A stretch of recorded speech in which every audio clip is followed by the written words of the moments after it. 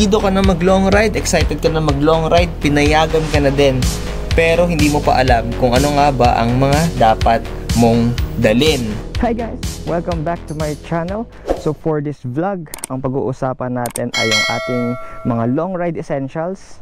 Or actually pwede rin naman silang dalhin kahit daily drive pa. So most of this ay personal na ginagamit ko or personal na dinadala ko sa long ride or mapa daily man. Kaya nga tayo may top box. So yan, discuss natin ng mabilis. So dito tayo nag-start ng ating vlog para mapakita ko pang malinis yung ating motor. Kasi for sure maaraw ngayon pero mamaya ay uulan na naman. Baka sabihin nyo lagi madumi yung motor eh. So yan, tara. Para sa ating unang part, tatawagin nating mechanical items ito, though hindi naman sila lahat ay mechanical. So number 1 is tire inflator with sealant. Yan.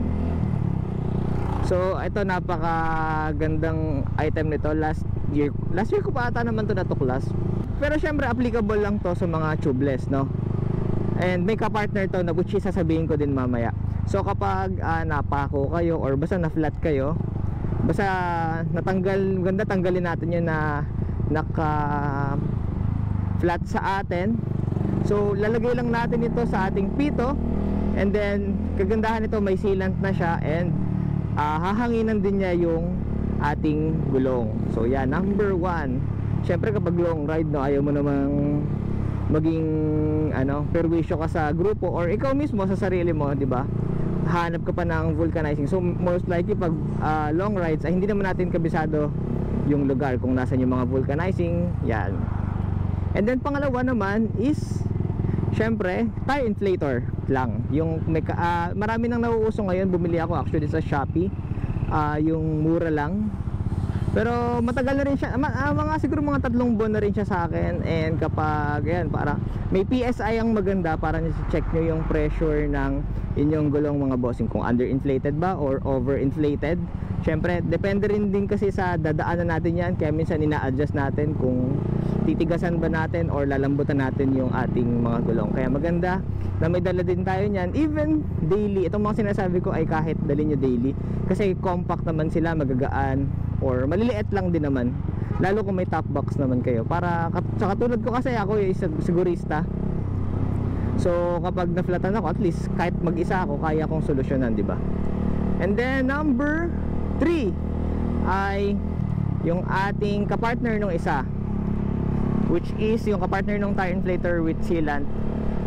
Ito yung ating puncture repair kit. Again, so syempre mas applicable to sa mga tubeless. Maganda kasi dito, tanggalin muna natin yung nakapako sa atin or naka-flat nga sa atin, tsaka natin ilagay yung sealant, tsaka natin siya i-inflate, di ba? So yan, ito yung magandang ka-partner. Di ko lang sure kung applicable din to sa mga naka-rim set or sa mga hindi naka-tubeless. And then next one is syempre yung ating tools. Syempre ang dalhin yung tools is yung mga sukat na sa motor nyo, sa mga gamit nyo.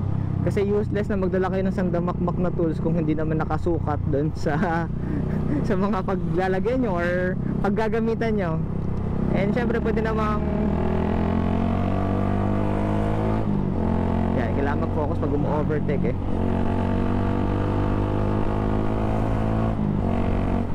Okay, so nasa na tayo? Sa tools. Yan, so hindi naman kailangan sandamakmak na tools yung dalhin nyo kasi mabigat din naman. Iniiwasan din naman nating maging masyadong mabigat. So yan, tools. And then last one is lalong lalo na kapag long ride to, yung pupunta kayo ng probinsya, as in 6 hours pataas na biyahe, magdala kayo ng extra parts. Like kunyari sa amin, or sa ating lahat, spark plug, mga ganon, chain link sa mga nakakadena or manual, semi-manual.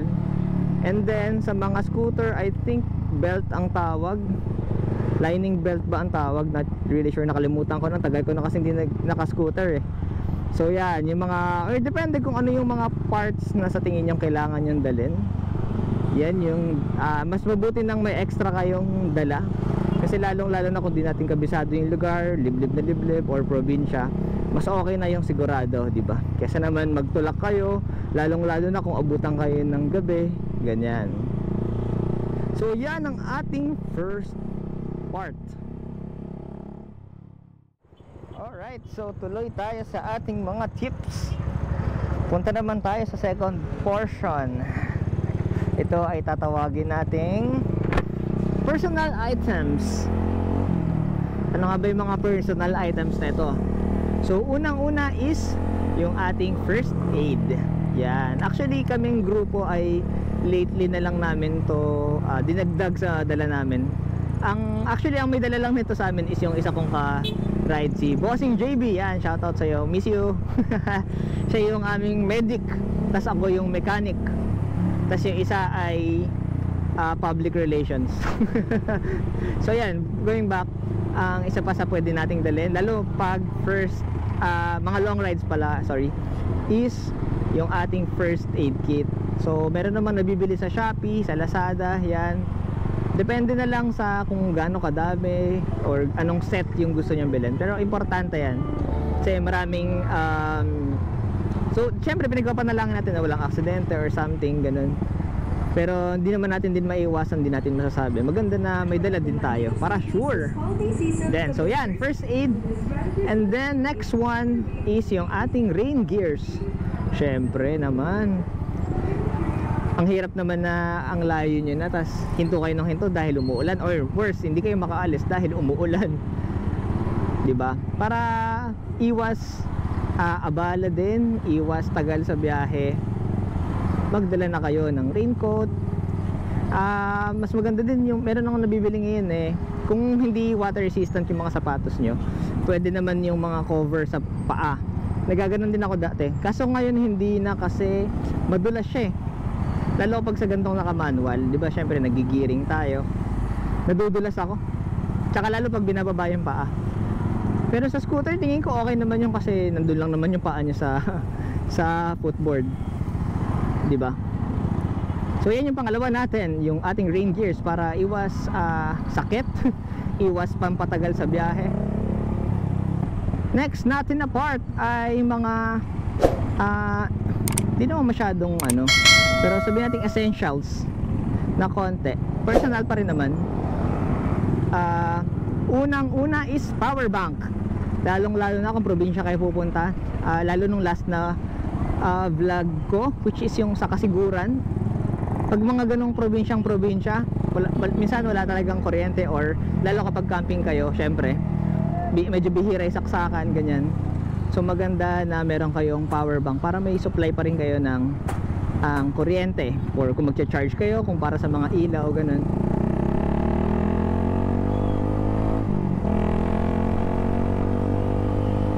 And then next one is tumbler, lalo kung maarte yung tiyan nyo sa tubig, yan, lagay nyo dun para malamig pa din, lalo pag sa mga long rides, di ba?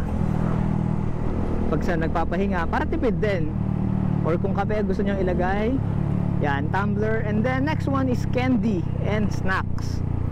Mas maganda pa rin na may extra kayong ganun, para minsan humihinto tayo sa kawalan diba?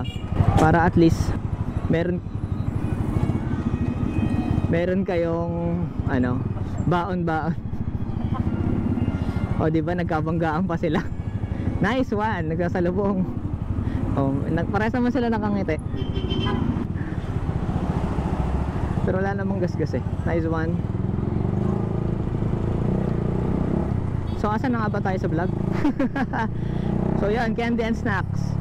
Minsan ay tumatabi lang tayo sa kalsada, lalong lalo na yung mga matagal na naglo-long ride. Alam niyo yan kung gaano kahalaga ang candy at snacks.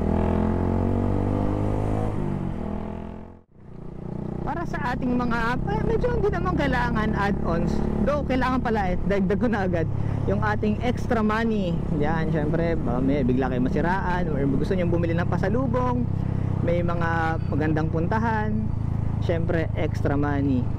And madagdag ko na din mga nets, mga pantali, ganyan, para kung may matanggal man, ganyan, may kailangan kayong dagdag na bagahe, may mga kailangan kayong dagdag bilhin, pwede nyong ikabit sa motor nyo. And then medyo add-ons lang din, cable ties. Yan. So pag may mga nababaklas-baklas dyan sa experience namin, ganun, at least makikable tie nyo hanggang yung mga makaraos lang pa uwi.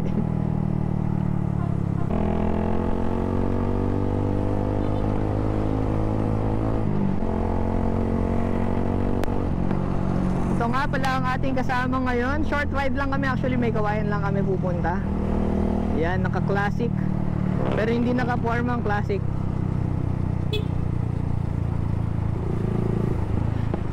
Ay, ayaw kumaway.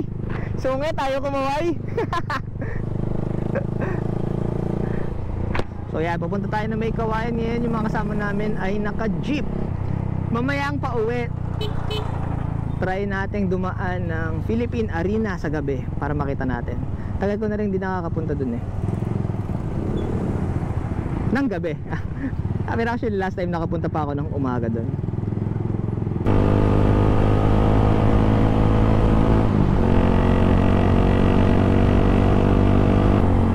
Alright, so yung mga nabanggit ko kanina ay syempre personal choice nyo naman kung alin dun yung dadalin nyo. Kasi masyado rin naman talagang madami pag lahat dinala nyo, diba? So sa akin, personally, ang dinadala ko dun ay yung tire inflator with sealant, yung puncture kit. Yan, yun yung mga lagi kong dala. Tsaka syempre yung tools, nasa pillion seat ko yun eh. Yan, para lagi tayong sure and safe sa ating mga biyahe. So right now ay papunta tayo sa Philippine Arena. Pasya lang tayo saglit. Right now nasa Marilao tayo. So maiksing biyahe lang to. Para mapasyal ko naman kayo saglit. Sabihin nyo puro na lang tayo discuss. Makita nyo man lang yung Philippine Arena kung medyo malayo-layo kayo and kung hindi nyo pa napupuntahan. Yan, para magkaroon kayo ng idea kung ano itsura niya kapag gabi. Ang landmark nyo kapag galing kayo ng Manila is itong Pure Gold Bukawi. Yan, and then may right turn dito guys. Papasok, actually papasok din to ng NLEX eh. Kumuha sila ng exit dito, which is a very good thing kasi ang laking bawas sa traffic dito sa area na to, sa Santa Maria and sa Bukawi actually. Actually maganda dito, ang dami nang bagong kainan eh. Dati yung mga parang stall lang, pero ngayon ang dami ng kainan guys oh. So buhay na yung nightlife. Parang sa amin sa Malolos meron silang parang convention, pero mukhang dito mas mukhang social yung kainan eh. So mga yun, muntik pa. Mga talagang stalls sila. Silipin lang natin saglit yung mismong arena.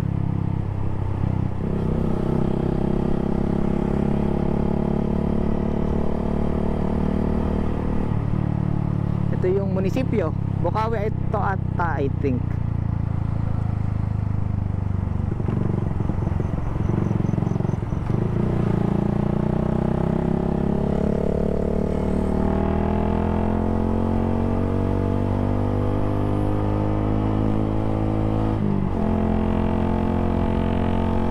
So ito na tayo sa may NLEX. Yan. Then pag pumunta kayo dito, may daan pa Marilao, may daan pa Santa Maria. Yan, wala na siyang ilaw. Sad.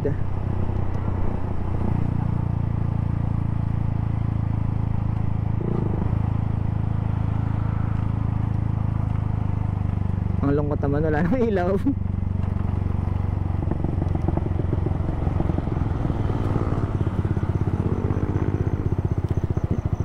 Hindi ko alam kung nakikita nyo.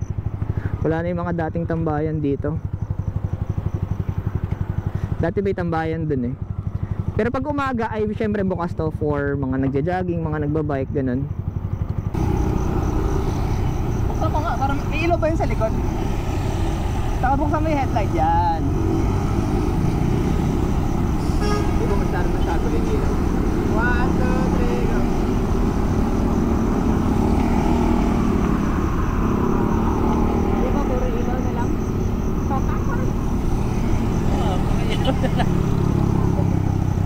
Wala nang makita, puro ilaw lang. Alright, so yan, literal na short ride. Maraming salamat sa panonood, bossing. And kung di ka pa naka-subscribe, please do like and subscribe yan for more contents like this. Salamat sa panonood and see you again sa next vlogs natin. Ride safe guys. God bless. This is Kenyo Travel.